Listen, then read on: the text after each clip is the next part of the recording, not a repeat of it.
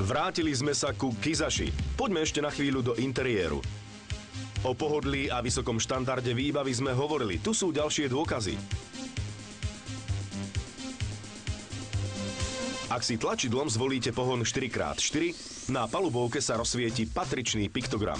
Pod kapotou Kizaši je jediná alternatíva – benzínový štvorvalec s maximálnym výkonom 131 kW. Iný motor zatiaľ nie je v ponuke. V zimnom období je pohon 4x4 vítaným prvkom a zrejme aj dobrým pomocníkom. Primárne sa síce pohon prenáša na prednú nápravu, ale elektronická medzinápravová spojka zareaguje blesku rýchle pri najmenšom náznaku straty adhézie. Ak len trochu rešpektujete fyzikálne zákony, nemáte s jazdou na zľadovateľej ceste problémy. Suzuki majú so štvorkolkami veľa skúseností a vedia ich skonštruovať.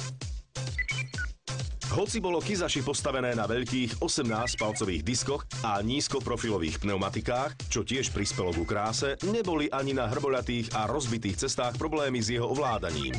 Prevodovka CVT volila primerané stupne bez zbytočných zdržaní, plynule. Ručné preraďovanie stupňov pádlami pod volantom v praxi ani veľmi nevyužijete. Možno ako zábavku pri dlhšej jazde členitým terénom.